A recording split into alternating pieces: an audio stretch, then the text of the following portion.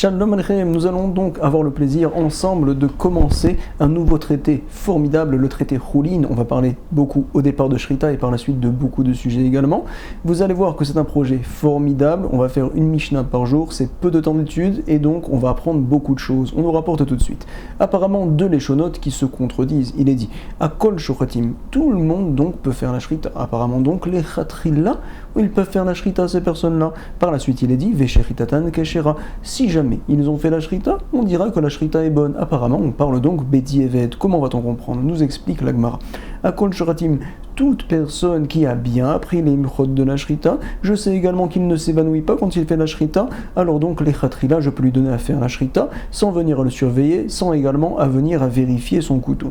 Nous dit la Mishnah avec Sheritatan Kshera. Si par contre donc je n'ai pas vérifié cet homme-là, est-ce qu'il sait bien faire la Shrita ou pas? On me dit, tu sais, si par la suite, après qu'il ait fait la Shrita, je viens lui poser des questions, est-ce que tu connais bien les ilchot de la Shrita, et qu'il me répond clairement, dans ce cas-là on dit comme quoi, sa Shrita, elle est bonne. Continue la Mishnah et nous dit, Chutzmi Cheresh Shote Vekatan, quelqu'un qui est sourd et qui n'est pas muet, ou bien si jamais il est muet et qu'il n'est pas sourd, on dit, tu sais, cet homme-là, il est tout à fait intelligent, il comprend tout, il est chacham, et donc on peut lui laisser faire la Shrita. On parle dans la Mishnah ici d'une personne qui, malheureusement, est sourde et muette également, ce qu'on appelle Cheresh dans la Mishnah. Celui-ci, les Chatrila, il ne fait pas en aucun cas de Shrita, et même Bedi Eved, si jamais il a fait une Shrita sans qu'on vienne à vérifier, sans qu'on vienne à le surveiller au moment de la Shrita, on dira comme quoi sa Shrita est pas soul, ça va à la poubelle.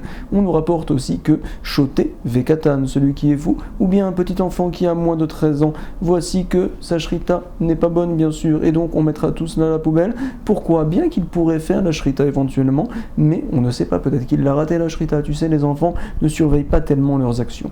Nous dit la Mishnah, Shema Yekalkelu Shritatan, de peur qu'ils viennent au futur rater leur Shrita. Les Chatrila, ils ne font pas la Shrita, bien sûr, même Bedi Eved, ça va à la poubelle, et on nous apprend encore plus ici que tu sais, il y aura un problème de Baltashrit quand je leur laisse la Behema, la bête, entre leurs mains, en effet. Vekulan chez Sharatu, Veacharim Roinotan chez Ritatan Keshera. On va traduire. Tous, apparemment, aussi bien le Cheresh Shote Vekatan dont on a parlé, et également d'autres personnes qu'on va expliquer. Donc, vers Herimotam, lorsqu'ils font la Shrita et qu'ils sont surveillés au moment de la Shrita, on va dire que la Shrita est bonne. Qui c'est que l'on vient rajouter? On vient rajouter donc une personne qu'on n'a pas pu la vérifier, on n'a pas pu lui poser de questions, après sa Shrita, est-ce qu'il connaît bien les ilchot Shrita? Par contre, au moment où il a coupé la bête, on a bien vu que ce qu'il a fait, c'était bon. Alors on dira, tu sais, sa Shrita, Bedi Eved, en tout cas, elle est cachère.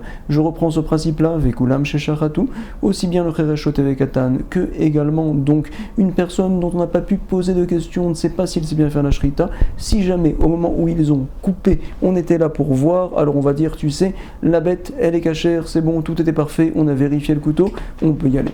Nous rapporte donc la Mishnah, c'est la suite. Très important. Il est dit Vezavarta veachalta, machata zoveach ataochel. On apprend de ce pasouk-là comme quoi uniquement un juif peut faire une shrita. Si par contre donc on a un goy qui fait la shrita, sa shrita ne sera pas cachère. Et même si on a bien vérifié qu'il a bien fait sa shrita, ça ne marchera pas du tout, c'est une xerat akatuv. On nous dit Sheritat nori nevela. Non seulement la shrita est ratée, également on considère que cette bête qu'on a devant nous c'est un cadavre, et donc toute la touma qu'il y a sur les cadavres d'animaux, alors également il y aura sur cette bête-là. Par exemple, metama bemasa, lorsque l'on porte la bête même sans la toucher, on sera tamé. Ou bien lorsque la bête vient à nous porter quelque peu sans qu'on vienne à la toucher, on sera tamé. Par exemple donc, j'ai mis un matelas entre moi et la bête et je suis monté sur le matelas, et tu sais Yitzhak, tu seras tamé, ce qu'on appelle metama bemasa. Continue la Mishnah. Elle nous dit Ashoret Balaila Veren Asuma Shesharat, celui qui fait la Shrita pendant la nuit, ou bien également un aveugle qui fait la Shrita. Pourquoi on a mis l'un à côté de l'autre? Pour nous dire de la même manière malheureusement que l'aveugle ne voit rien. Également on parle dans un cas où pendant la nuit il y a une obscurité totale. Alors on nous dit Sheritata Keshera, la Shrita elle est bonne puisqu'on a vu apparemment que tout a bien été coupé par la suite. Le couteau aussi il était bon. On dira que bien que les Chatrila ils ne font pas la Shrita, mais Bedi Eved, la Shrita elle est bonne. Nous rapporte la Mishnah Ashoret Beshabbat Ve Yom Kippourim, quelqu'un donc qui fait la Shrita pendant Shabbat. Oh là là, il a fait un maasé qui était assourd celui-ci. Ou bien également il a fait la Shrita à Yom Kippour. Alors on nous dit Afalpi chez Mitrayev Benasho, chez Ritato, Keshera, bien que cet homme-là malheureusement il est Chayev Mita parce qu'il a fait un Issour pendant Shabbat, mais quand même on va dire que la Shrita est bonne. On apprend dans les psukim comme quoi Enma c'est à Kodesh, lorsque on fait une Melcha pendant Shabbat, la Melcha n'est pas sour Minatora. En tout cas, ce jour-là, on n'aura pas le droit de la manger. Si quelqu'un a fait une Shrita pendant Shabbat, il nous dit viens manger une bonne viande, alors on lui dira tu sais, c'est assour. C'est pour cela comme quoi on a collé Yom Kippour à Shabbat. De la même manière que Yom Kippour, personne ne peut manger aussi bien celui qui a fait la Shrita que les autres.